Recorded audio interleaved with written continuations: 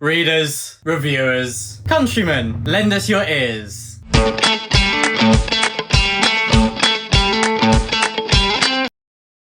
And a huge thank you to all of our Patreons. Thank you to the Pit Fighters, the First Swords, and all of the Bright Stars. Truth and Courage. Hello and welcome to the channel today. I'm Will and I'm going to be talking about my August TBR. So August is a big month. It's getting to the end of the summer.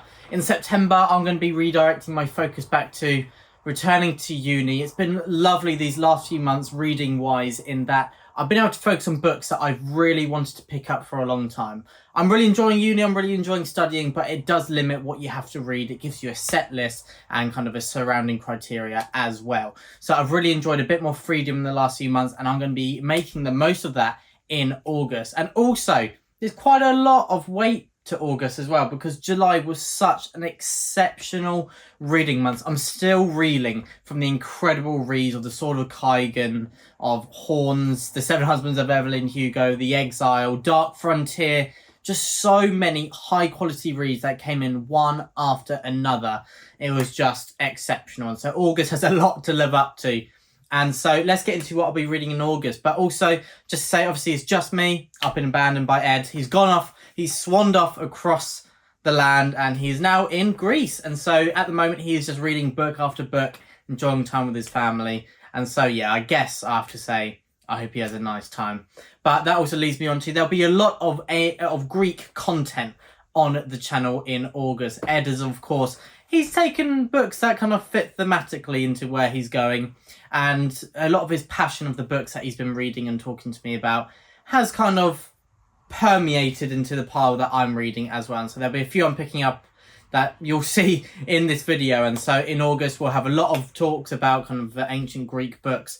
But also, we've got some exciting chats and interviews coming up as well. And so I won't be announcing what those are today, but do keep an eye on the channel in the coming weeks. But that's enough waffling from me. Let's, as Alan would say, get down to business. First up, it makes sense, of course, to talk about my current read, Jade City by Fonda Lee. This is book one of the Greenbone saga. It is a series I've had so much about, especially from Petrick. And recently, my brother Ed, he's read and really enjoyed Jade City.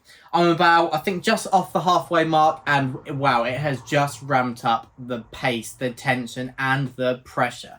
The first 100 pages, I was really hooked, really engaged, really liked the different array of perspectives we have in this kind of mafia family. I really love the history of kind of like a war where these green bones, who are the people with magic, have kind of liberated this land. But now it's a new phase of the history of this country as those warriors are now kind of in charge. And so there's more internal strife arising where they don't have that kind of common quest for unity. So that's really interesting. I really love the political aspect, and now the action is starting to seep through as well.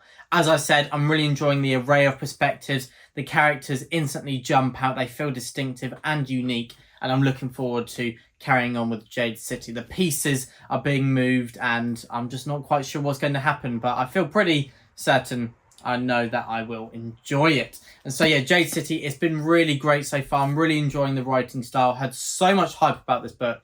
And so I'm very pleased to say that so far it is worth the hype, in my opinion. And so I'm really enjoying this. And if I enjoy it, I may read Jade War in August as well. It depends how much of a cliffhanger this really ends on. So I'm not going to say that Jade War is on my August TBR, because it's most likely not going to fit on there, because I do have a lot that I need to read in August and I'm away for different times, so I don't have as much reading time.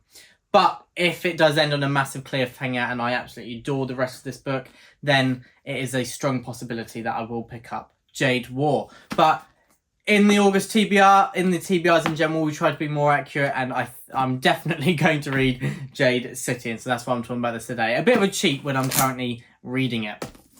And then next up, I have continuing the read-along for The Brothers Gwyn. I have A Time of Courage.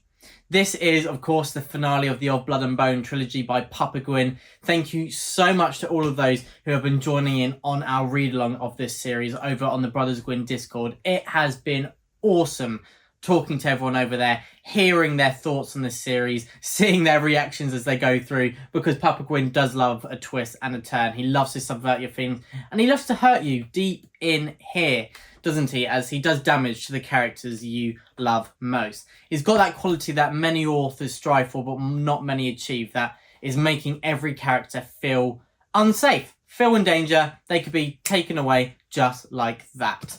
And Papa Gwyn, he just manages to do it so seamlessly, where he's not killing characters for the sake of it, but it just fits organically and naturally into the story. And I think it's safe to say Papa Gwyn is most well known for his action, and that is mostly the case in his finales. And so you'll find out again with the Fury of the Gods how epic a finale he can throw out there. But yeah, A Time of Courage, a lot of it's going to be action. I've, of course, read it before, so I know what's going to happen. But I've been listening to them via audiobook for the first time. And so I'm really looking forward to seeing Damien Lynch's narration of this finale of the Of Blood and Bone saga. I cannot wait to dive in. The more pages, the better when it comes to Papa Gwyn. And so if you haven't joined the read-along already, you can catch up. We're doing one a month, so we have until the end of August to read this. Or if you've read this already, you can jump on there and just kind of soak in the nostalgia of people enjoying the moments you loved as well, and post some of your own questions.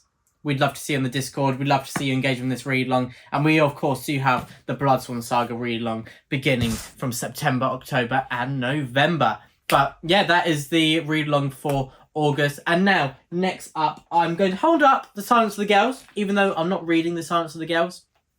In August, The Voyage Home, book 3 of this series, is being released.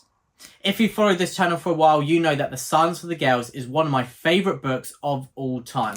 This is, in my opinion, the greatest Greek retelling. It is a feminist retelling of the Trojan War, as we follow the perspective of Briseis, the noblewoman from Troy who's taken as the slave of Achilles and Agamemnon, and is usually pushed to the periphery of the Trojan retellings, even though she is such a key character. So I loved the idea of making her the central perspective. And Pat Barker is one of the best writers out there in terms of quality and skill. And she has harnessed that into The Silence of the Gales to create a truly heartbreaking, immersive, emotional roller coaster of a ride that is about survival, about the strength of the human spirit and how far it can go.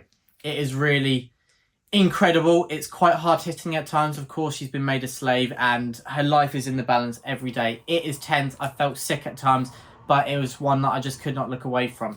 And so I'll be reading book 3, The Voyage Home, which is being released, I think, August 13th, or it might be a few days later, a few days earlier. I'm not quite sure, but I think for some reason the date, the 13th, has popped into my mind. Ed is actually rereading The Silence of the Gales. I'm not sure if he's rereading The Woman of Troy as well. Maybe he is. Maybe, but we'll definitely both be reading The Voyage Home in August, and I imagine we'll be talking about it quite a bit on the channel. And then in July, my brother Ed and I both read The Final Empire by Brandon Sanderson. I'm not sure if our review is out yet. I imagine it is, but if not, I won't say too much just in case, so we don't spoil that review. But we had mixed thoughts. And for one, there's bits that I was a bit disappointed in, but the ending was the redeeming factor for me. I really enjoyed the ending. I enjoyed how it subverted our expectations. It built to a huge climax, and it ended in a very surprising way, but that was also satisfying. And so whilst I had quite a few complaints about The Final Empire, because my favourite part was the ending, that makes me think that book 2 might be a bit more for me. And so I'm definitely going to carry on with the series, and I'm going to be listening to The Well of Ascension in August. And so I'm not just going to give up on this series. I'm going to try book 2, and then hopefully book 3. I think book 3 is the most popular of this Mistborn Era 1 trilogy. And so yeah, I'm going to power through. I've read The Way of Kings before, and I much preferred that over The Final Empire. And so maybe overall Stormlight Archive is more of a series for me. But for now, we'll see what I think of The Well of Ascension. And I am looking forward to seeing where this goes, because I literally have no idea what's going to happen in book 2 just because of how book 1 ends. But as I said, I did enjoy that ending, so I'm looking forward to seeing where this series goes. And then next up, I'm carrying on with another series, The Words of Kings and Prophets by Shauna Lawless, the sequel to The Children of Gods and Fighting Men. This year I read 2 novellas by Shauna Lawless, both absolutely fantastic. Dreams of Fire and Dreams of Sorrow both just hit exactly as a novella should. My brother Ed and I were talking in, I think, the July Reads video. A recap for what we read in July. We were talking about that novellas need to be exploited more. Those like Ryan Cahill and Sean Lawless are doing a brilliant thing in using novellas not as a must-read for the series, but to add flavour and spice and freshen up the reading experience. If you've got a day or two free from your reading schedule, just chuck in a novella. Follow a character who's your favourite in the series. Add a bit more context to the world. Because these authors, they all spend so much time creating these rich, vivid, wonderful worlds, but in their book they can only organically reveal a tiny portion of what they've actually created, and that's just the way it is. But these novellas allow to show the creativity of authors, and so I've really enjoyed that in 2024 in general. But in August I'm returning to the main books of the Ghoul Song series, The Words of Kings and Prophets. Great title, by the way. And I'm returning to it in August because book 3, the finale of this historical fantasy trilogy, The Land of the Living and the Dead, is released in September. And so I want to be reading that as close to release date as possible. So of course, to do that, I need to read book 2. That's usually the way it goes.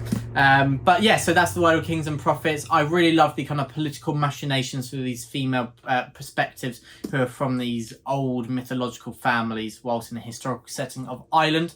Really enjoyed that in the Children of Gods and Fighting Men, and I'm sure that's going to be the same with The Words of Kings and Prophets. I've heard many people say that this is even stronger, and so I hope I fall into that camp. But either way, I'm looking forward to reading this, and I cannot wait to kind of get to the rest of the trilogy.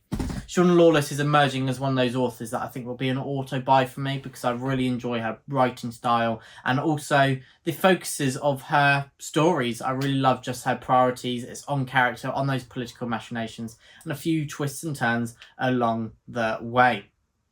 And now, I talked about The Silence of the Girls before. Another kind of ancient Greek dive is going to be Glorious Exploits, which was recently given the debut prize winner by Waterstones. So straight away, it's got some acclaim. So that's what brought it to my attention. And so it's kind of on the periphery. I was keeping an eye on it. I read the blurb and I thought, this sounds interesting. But then my brother Ed, he's taken this book to Greece and he said it is fantastic and that I need to read it.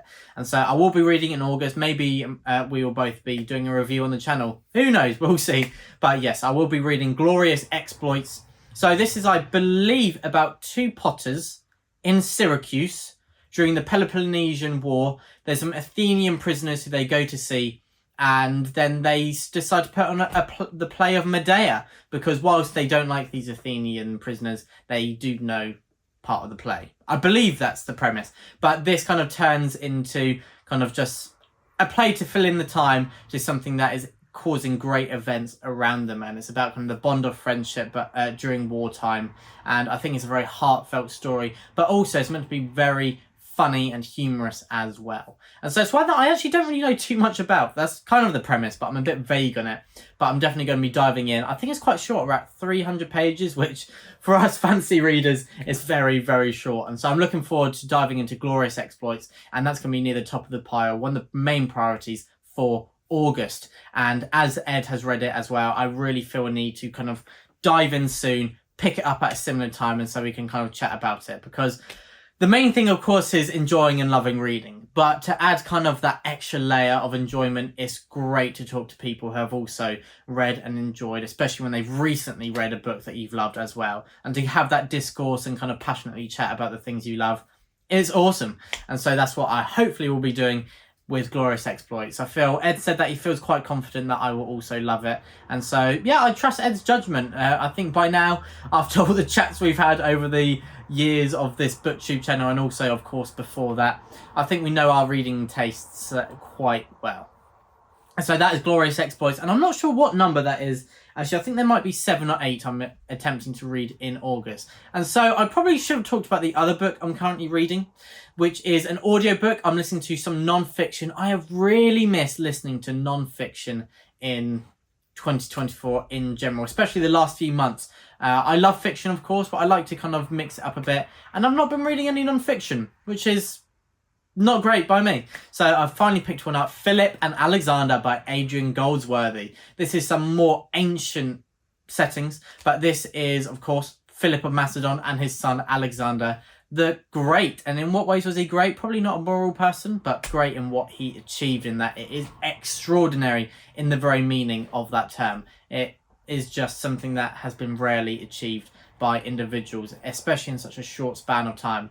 And I think that kind of rarity and individuality of Alexander is what really fascinates us, especially when there are such limited sources going back to kind of the ancient world.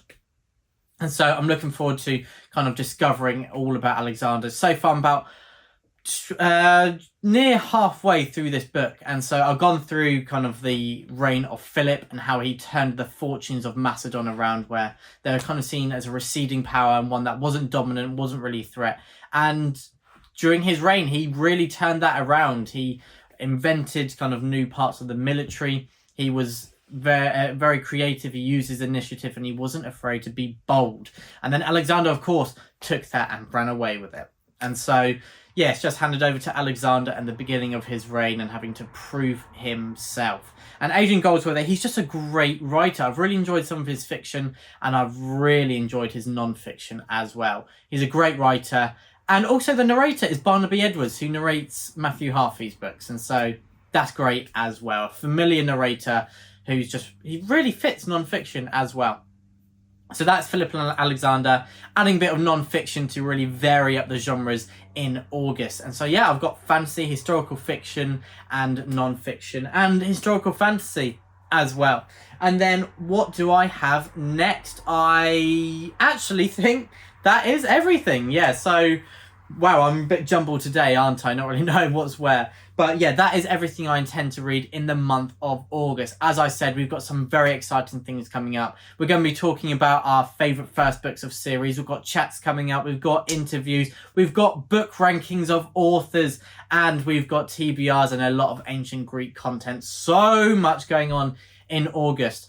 As we've been saying, the last few months on The Brothers Gwyn have actually, in terms of engagement, views, subscribers, been some of the best the channel has ever had. So I just want to say again, thank you so much for all of that support, and we hope that you're really enjoying the channel, and hopefully that continues into August. But here's my August TBR.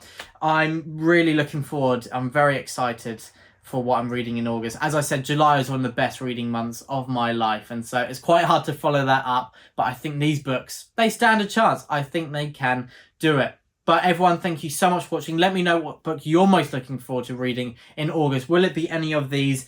Let me know in the comments below. We're also asking people to put down books that they've picked up because of mine and Ed's recommendations, just because we're fascinated by kind of what books have we passionately waffled about that has convinced you to pick a book up. We're going to do a video on what ones were the most common. And so, yeah, please comment them in the comments, obviously, down below.